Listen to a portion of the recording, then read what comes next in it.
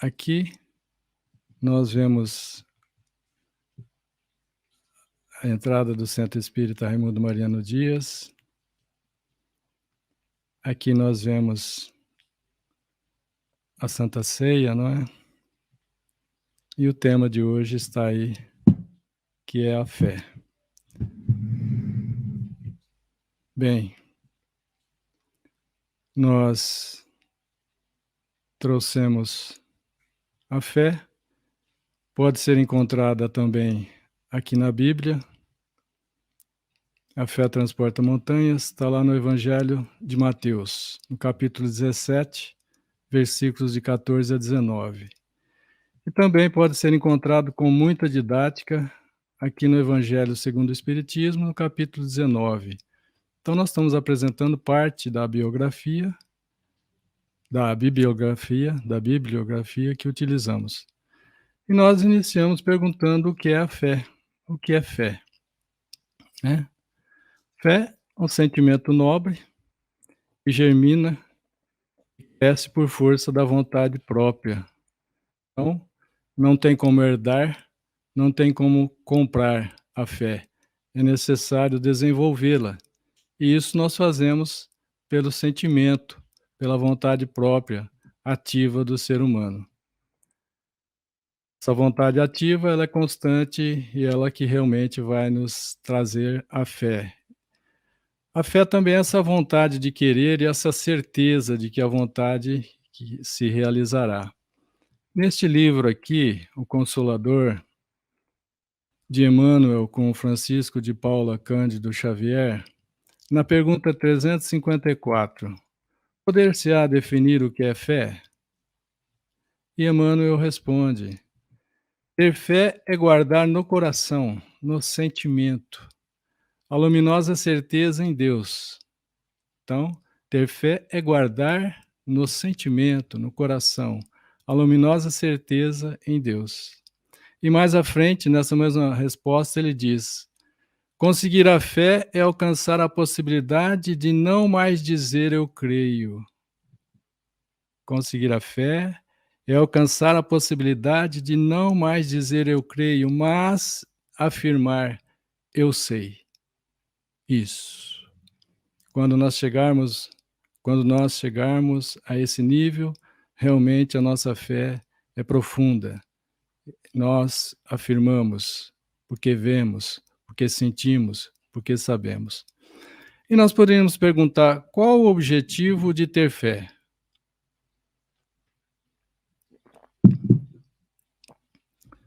Ser feliz. Pode observar, quem não tem fé é muito infeliz. Ele acha que o sofrimento não tem fim. Ele não enxerga uma luz no final do túnel. Ele sofre mais que os outros. Por exemplo, quando desencarna um ente querido, um familiar, um amigo, ele acha que aquilo acabou, nunca mais vai reencontrá-lo. E então ele sofre mais. Então, quem não tem fé sofre mais. E a partir do momento que a gente tem fé, a gente vai sofrendo menos e começamos a ser felizes.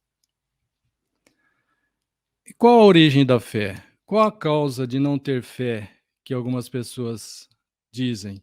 Outras, qual é a causa de ter fé? Qual é essa origem da fé?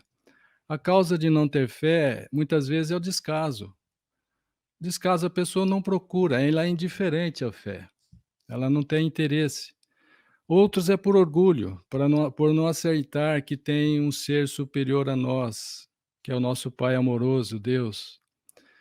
Outros pelo temor de ter que mudar de hábitos.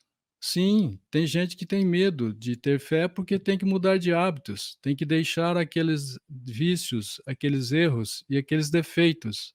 Então ele procura não ter fé.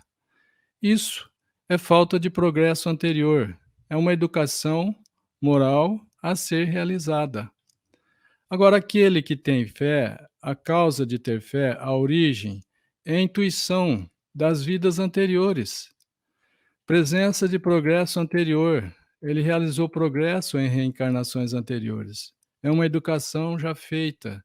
Ele já desenvolveu o senso moral, como afirma Allan Kardec. Isso então, a fé se adquire, não é herdada, e ninguém está impedido de possuir a fé. A fé, como proceder quem deseja possuir a fé? Nós vemos muitas pessoas dizerem: "Ah, eu gostaria de ter fé", mas elas ficam esperando pela fé, esperar para ser procurado pela fé. Não, nós temos que procurar a fé, temos que nos esforçar, como fazemos agora, nessa busca da fé, nessa busca desse convívio com outras pessoas, dessas afirmações, dos estudos. Então, procurar a fé, não é a fé que deve procurar as pessoas. As pessoas é que devem ir ao encontro da fé. E, se buscarem a fé com sinceridade, acharão. Então aqui também, ó, nós podemos, perguntar: como adquirir fé? Como? Isso também é muito importante para nós. Para isso nós podemos lembrar de Jesus no Evangelho de Mateus, capítulo 4, versículo 4: "Nem só de pão vive o homem". Ora, Jesus sabia da nossa necessidade material da alimentação, do vestir, do calçar, mas nem só de pão vive o homem, ou seja, também nos nutrimos das verdades espirituais, também nos nutrimos da fé, também nos nutrimos do amor de Deus. Então, adquirir fé alimentando o espírito, porque senão a gente fica muito alimentado no corpo físico, mas subnutrido espiritualmente. Então, a adquirir fé alimentando o espírito. Como? Na prece. A prece nos fortalece, nos nutre. Na boa música, na boa música. A palestra saudável, na boa leitura, porque existem leituras tóxicas, então, que tiram a nossa fé.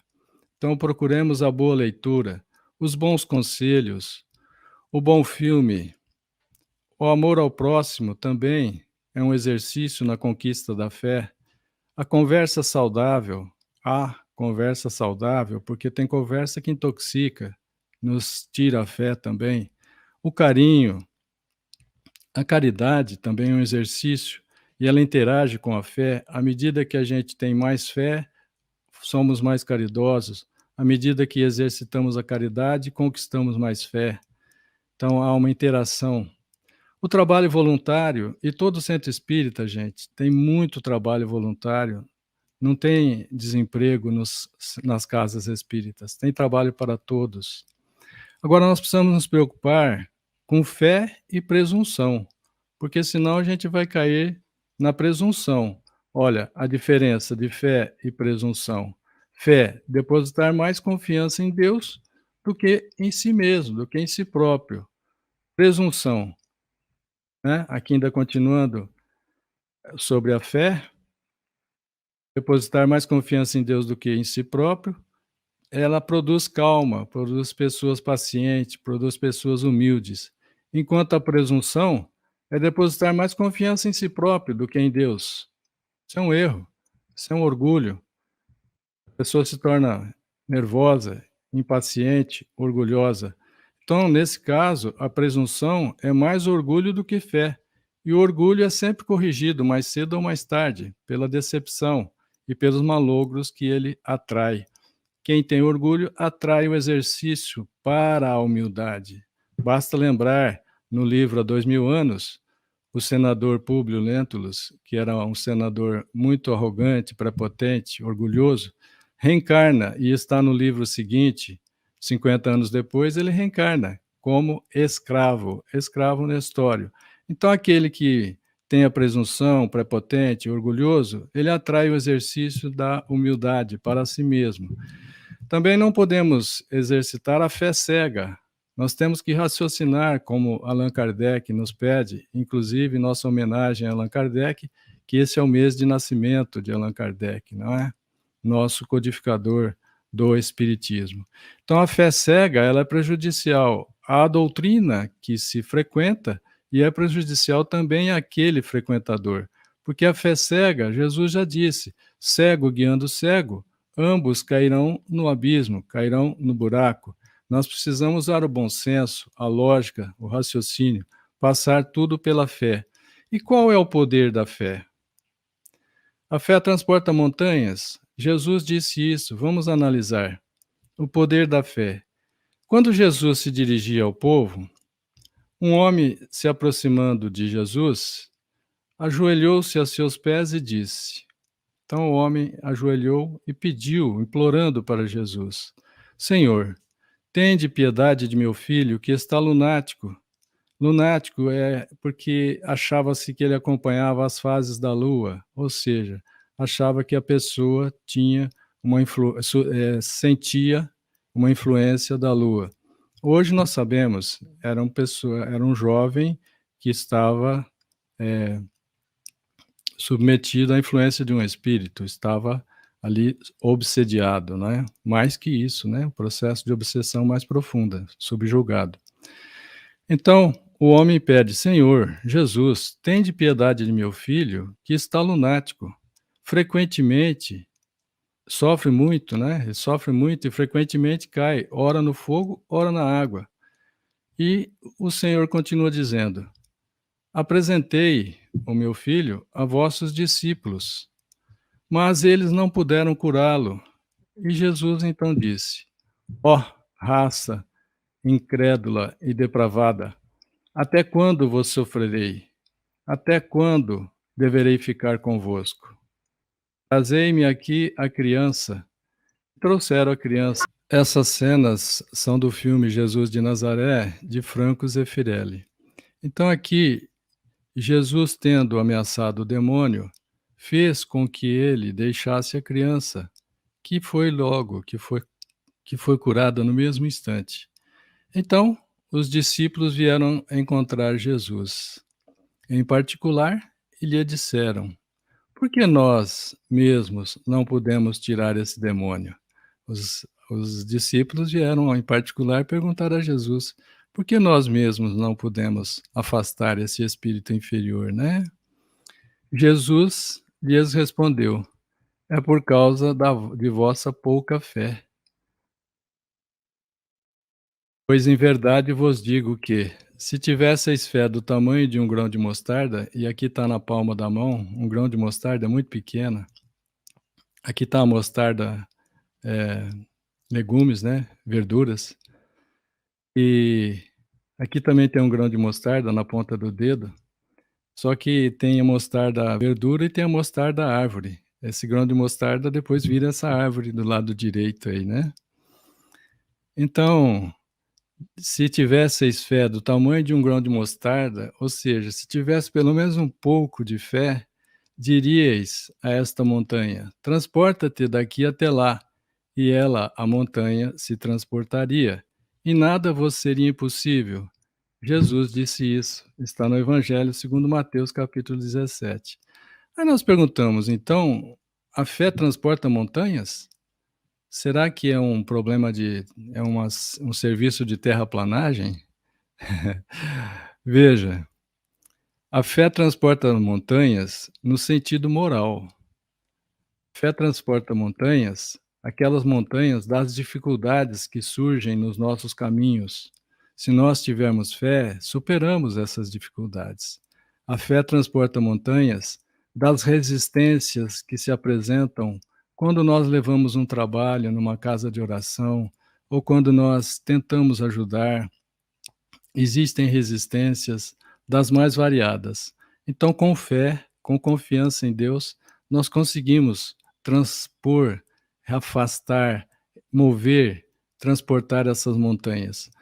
A fé também remove a montanha de má vontade, remove as montanhas de vícios, e isso nós observamos, os evangélicos, né, da religião evangélica, que tem um trabalho maravilhoso. Eles conseguem fazer com que os frequentadores ou os viciados abandonem o vício do álcool, o vício da droga, do cigarro e etc.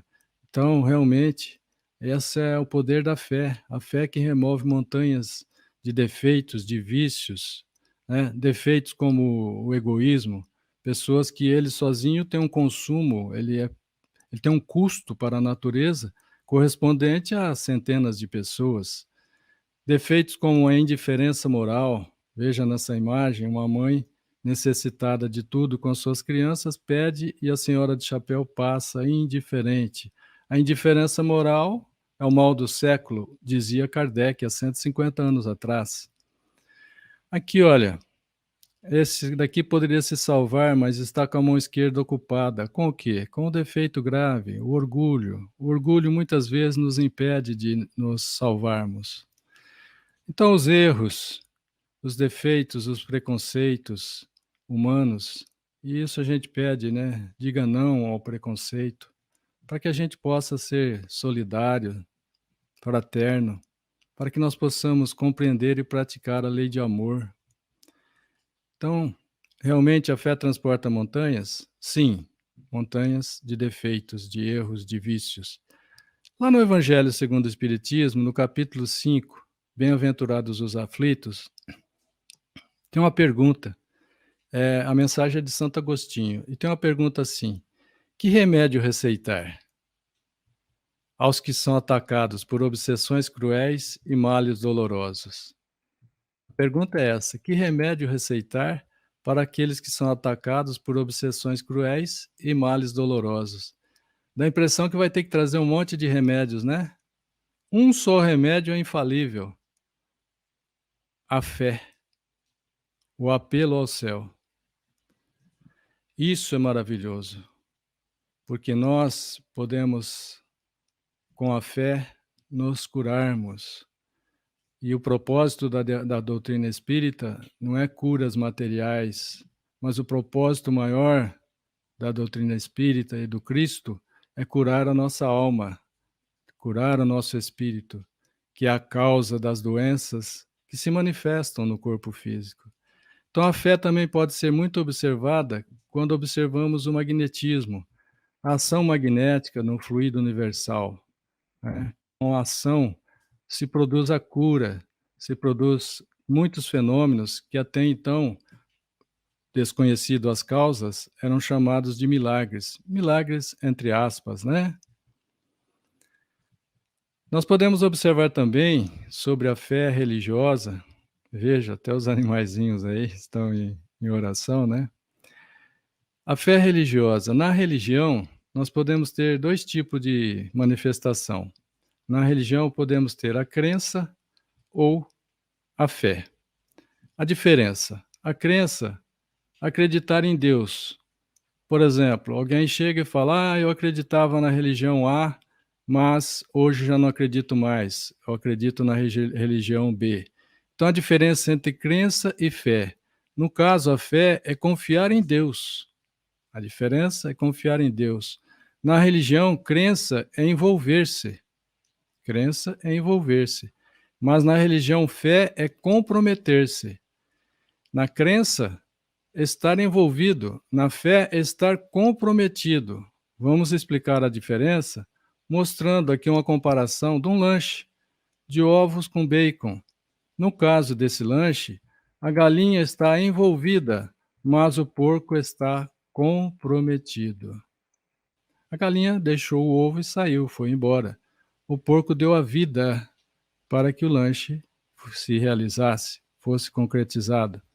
Então, nós podemos observar nas casas de orações, nos centros espíritas também, o público está envolvido, mas os trabalhadores estão comprometidos.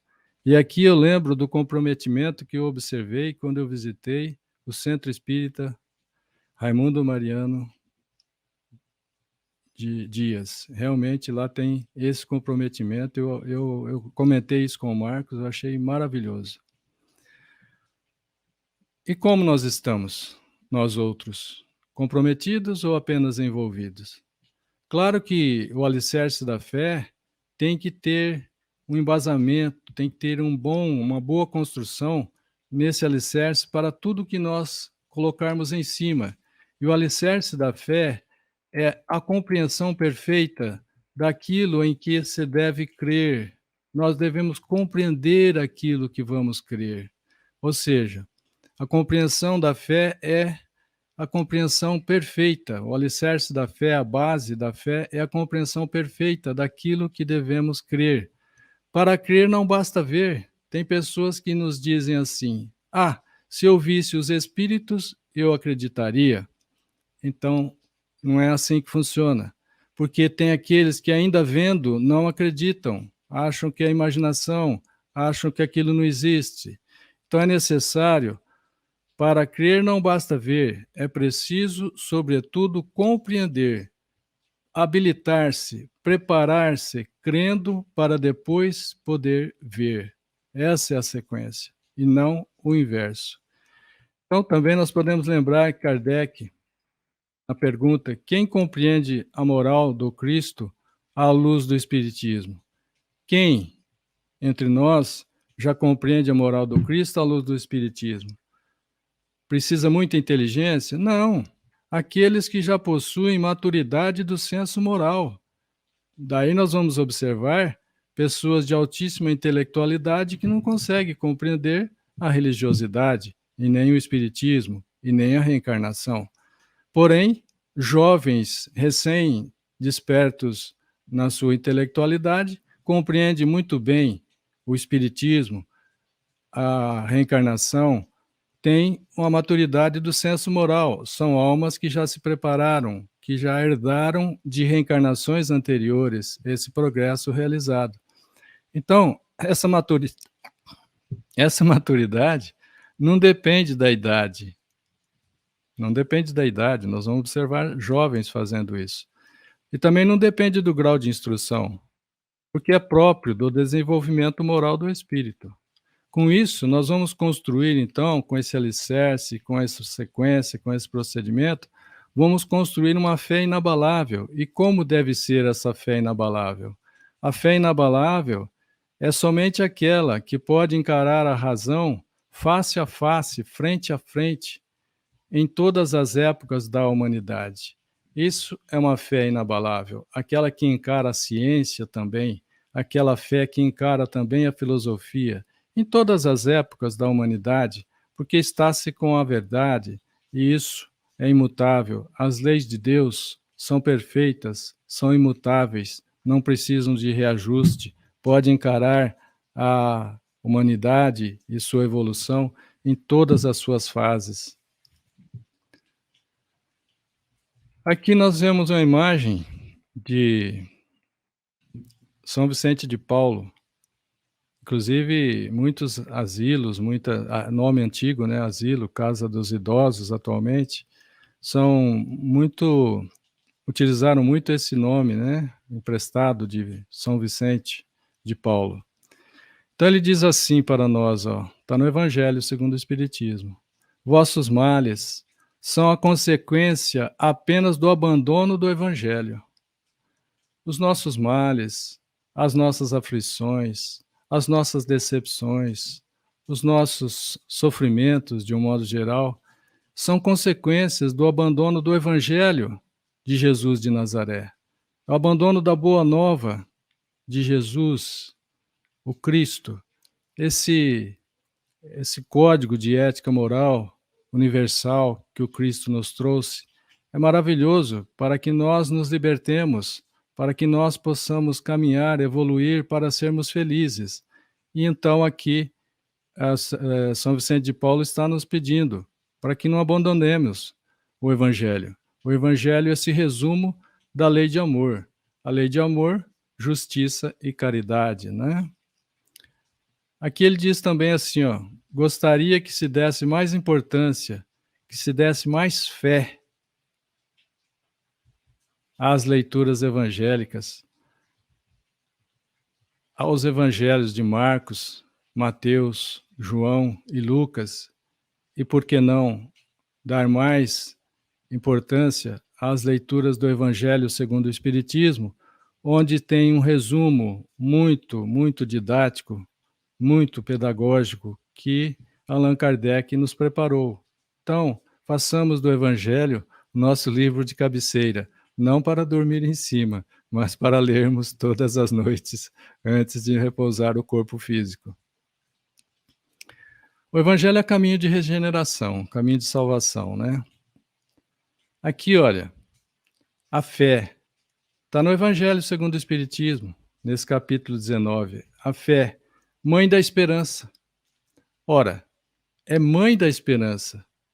Se não tivermos fé, o que esperemos das promessas de Jesus? Se não tivermos fé, o que esperemos na vida espiritual que nos aguarda? Então, a fé é mãe da esperança e é mãe da caridade também. Aquele que vai praticar a caridade, se ele não tiver fé, ele pratica uma caridade de poucos momentos, de algumas situações. Só a fé nos sustenta para uma caridade constante, perseverante, ativa. Então, a fé é mãe da esperança e também da caridade. Olha, a fé desperta os sentimentos nobres, como a humildade, o perdão. A fé é de inspiração divina. A fé nós nos conectamos com Deus, com o Pai nosso, nosso Pai amoroso. A fé faculta, permite, é mãe da esperança. A fé gera o amor. A fé produz os milagres, entre aspas, aqueles milagres, como Jesus dizia ao leproso curado, à mulher que tinha fluxo de sangue, como Jesus disse a tantos outros, né? A tua fé te curou. Então, é sempre nessa situação que aparentemente era um milagre, mas que são influências realizadas sobre o fluido universal. A fé também é a base da regeneração. A fé é a base da nossa salvação, no sentido de nos salvarmos para o reino de Deus. A fé é contagiosa. Cuidado. E é bom que nos contagie mesmo, para sermos felizes. Na verdade, a fé é mãe de todas as virtudes, né? Todas as virtudes têm sua origem na fé. Aqui, olha, ainda sobre a fé, mãe da esperança e da caridade, lá tem uma mensagem que o Espírito Superior nos pede assim: pregai pelo exemplo da vossa fé para transmiti-la aos homens. Pregai pelo exemplo de vossas obras para que vejam o mérito da fé. Pregai pelo exemplo de vossa esperança inabalável para que vejam a confiança que fortifica. Pregai pelo exemplo que estimula e encoraja a enfrentar todas as dificuldades da vida. Então, realmente, nós precisamos muito de buscar a fé e é necessário buscá-la. E se buscarmos com confiança, com sinceridade, com honestidade, encontraremos, sim, a fé. E isso nos beneficiará para sermos felizes. Realmente, isso é muito necessário em nossas vidas. Então, também a fé, nós podemos observar que tem a fé humana e tem também a fé divina. Fé é criadora e mantenedora da esperança, da caridade, da humildade, da tolerância, né, de todas as virtudes. Aqui, ó, a fé humana também pode ser empregada nos interesses materiais do dia a dia. Um esportista, por exemplo, ele quebra o recorde daquele esporte se ele tiver fé humana e tiver uma fé em Deus. Então, esse esportista, um artista, um empreendedor que realmente investe muitos milhões de reais na confiança nele, na fé humana. O cientista também é um homem de muita fé. Os profissionais de um modo geral e etc. Agora, então a fé humana vai estar voltada para os interesses materiais, mas a fé divina está voltada para os interesses espirituais, como a evolução espiritual. Nosso desejo de evoluir através da fé divina fica mais fácil. Arrepender dos erros, sim, e corrigir os erros. Arrepender-se dos erros e corrigi-los. Reconhecer que temos defeitos, e defeitos graves, vou falar só dos pesados: egoísmo, orgulho, falta de fé e ódio. Reconhecer que em algumas situações temos esses defeitos e corrigi-los. Admitir que temos vícios, e isso é grave, porque tem pessoas que têm o vício, por exemplo, do álcool e diz que só bebe socialmente. Então ele não admite. O primeiro passo é admitir que tem o vício. O outro fuma. E você fala, mas por que você não larga de fumar? E ele diz, não, Eu só fumo por esporte, e por esporte ele danifica o sistema respiratório, e o outro, né, danifica todo o seu sistema de fígado e etcétera com o álcool. Então, admitir que tem o vício é um grande passo, e o enorme passo seguinte é abandonar o vício. A fé permite isso, a fé remove essas montanhas. Então, também aqui, ó, interesses de buscar a paciência, como a gente diz: "Senhor, dai-me paciência para suportar o meu chefe, porque se me der força eu bato nele". Então não pode ser assim, né, tem que pedir paciência para suportar, para superar o chefe, para compreender o chefe, para conviver com ele. Isso é uma realidade que a fé divina nos faculta. Então tolerância também, humildade, caridade, amor, isso tudo nós conseguimos com a fé divina. Então a fé divina e humana. No momento da criação, quando Deus nos criou, ele depositou o germe da fé em seus filhos. Todos nós temos esse germe, que precisa ser trabalhado, exercitado, irrigado, adubado, para germinar, para florescer, para frutificar. Como um princípio adormecido, que a criatura deve fazer germinar e crescer por força de sua vontade própria. É da nossa vontade, temos que vencer a inércia, essa resistência inicial, deslocarmos-nos, sairmos da zona de conforto para conquistar a fé, em benefício próprio, para sermos felizes. Então, a fé divina e fé humana. Cristo realizou verdadeiros milagres e mostrou o quanto pode o homem quando tem fé, ou seja, quando tem a vontade de querer e a certeza de que essa vontade pode se realizar. Cristo fez muitos milagres, entre aspas, milagres, como já dissemos, né? Aqui, ó, a fé divina e a fé humana. O ser humano de bem, acreditando no seu futuro celeste, acreditando na vida futura que nos aguarda, na certeza da felicidade que o espera, o ser humano de bem, que compreendeu que fora da caridade não há salvação. Esse é o lema do Centro Espírita Raimundo. Fora da caridade não há salvação. O apóstolo Paulo disse isso. Está no Evangelho segundo o Espiritismo, capítulo 15, item 10. Ele pode, esse ser humano de bem, retirar de sua fé a força necessária, e aí então se realizam os milagres, entre aspas, milagres de caridade, milagres de humildade, de desenvolvimento e de renúncias. Isso realmente nós conseguimos, se nós buscarmos, se nós nos esforçarmos. Se nós, filhos de Deus, soubéssemos da força que trazemos e se quiséssemos pôr nossa vontade a serviço dessa força, desse poder que temos, seríamos capazes de realizar o que até agora chamamos de prodígios e que não passam de desenvolvimento dos bens, dos dons e capacidades humanas. Essas capacidades humanas são a comparação aqui do germe que está aguardando para se desenvolver. Olha, pela ação da nossa vontade, esse germe, em condições futuras, vão ser capacidades imensas, capacidades fantásticas.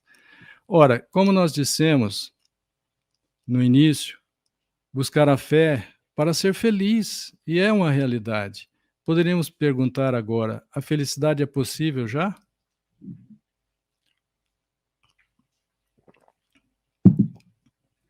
Sim, a felicidade conquistada, merecida, a felicidade que a Terra pode nos oferecer.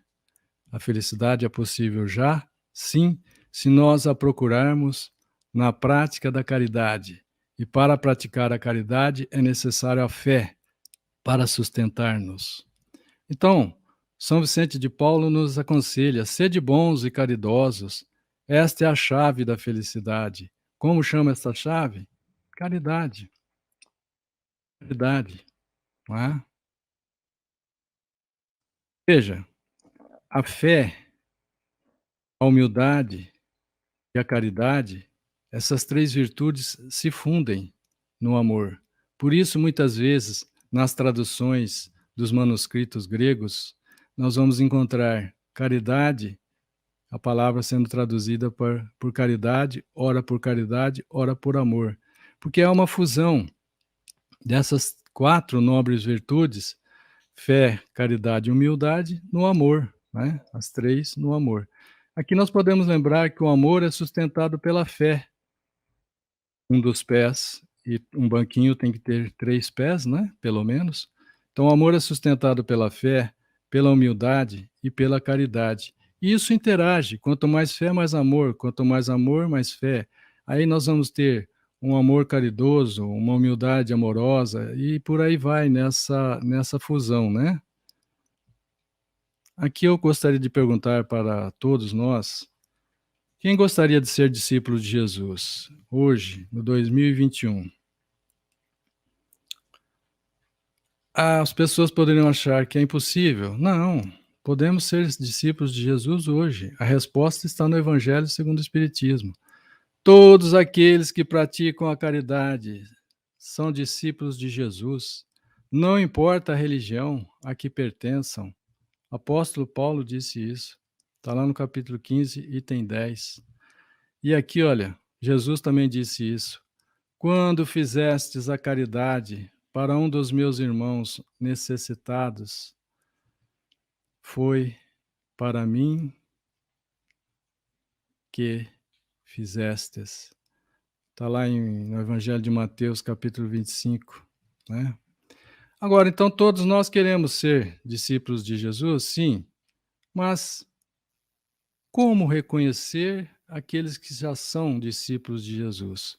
Como reconhecer os discípulos de Jesus, hoje, em 2021, como reconhecê-los? Jesus mesmo respondeu isso. Ele disse assim: meus discípulos serão reconhecidos por muitos se amarem, por muitos se amarem. E isso está tudo interligado com o amor, a lei de amor. Façamos de templo, façamos de casa de oração o universo, todos os pontos são sagrados. Nós estamos mergulhados em Deus, podemos orar em todos os pontos. Façamos de altar aquele altar que possamos levar para todos os lugares. Façamos de altar a consciência. Façamos de imagem, modelo e guia. Quem deve ser nosso modelo e guia? Jesus de Nazaré, o Cristo. Façamos de lei. Nós que observamos que tem milhões de leis no Brasil e em cada país, todos com milhares e milhões de leis, que não harmonizam os moradores, que não harmonizam aqueles compatriotas. E Deus criou uma lei só, capaz de harmonizar infinitos filhos, a lei de amor, justiça e caridade. Eu queria fazer um convite para vocês, se gostaram da minha apresentação, se gostarem de mim, eu peço que gostem de mim, não vai lhe custar nada. Pode observar no Facebook ou no YouTube, lá tem vídeos palestras nossos sobre o Evangelho segundo o Espiritismo, uma boa parte é sobre o Evangelho, talvez metade. A outra parte é sobre a obra de Pietro Baldi, grandes mensagens, são 7 mensagens espirituais. Também a grande síntese, que é o Evangelho da Ciência, conforme disse Emmanuel, numa psicografia de Chico Xavier, Francisco Cândido Xavier. Foi publicado inicialmente pela Federação Espírita Brasileira. Também fizemos um estudo, essas obras foram assim, estudos de página por página, parágrafo por parágrafo, palavra por palavra, vamos estudando. As noures, que são as técnicas de recepções das correntes de pensamento, ou seja, uma mediunidade com tratamento científico. Também já estudamos o livro Ascese Mística. Aqui nós lembramos como Jesus nos disse. Jesus nos disse assim, eu e o Pai somos um. Né? E Jesus disse mais, eu farei de tudo, com outras palavras, ele disse, eu farei de tudo para que vós também sejais um comigo e com o Pai. Ou seja, no fundo, somos um.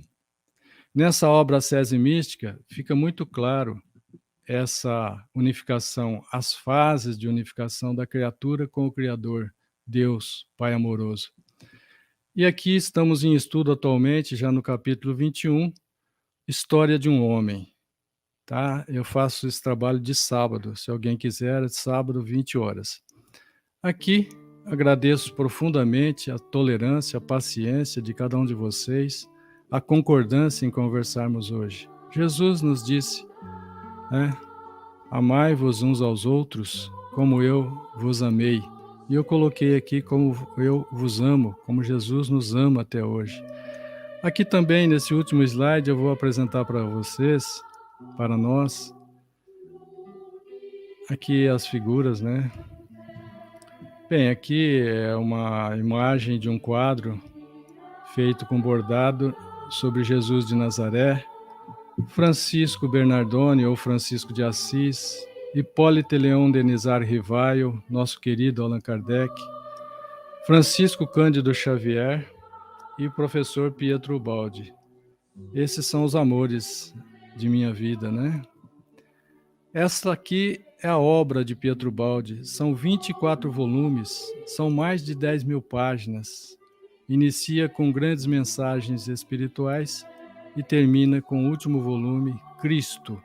Se vocês tiverem oportunidade de ler a terceira grande mensagem espiritual do livro As Grandes Mensagens, vão confirmar comigo. Quem ditou a terceira mensagem, o perdão? Jesus de Nazaré. Só pode ter sido. Muito obrigado a todos. Sirlei, muito obrigado também. Pode voltar a imagem para os seus respectivos continuadores. Muita paz a todos.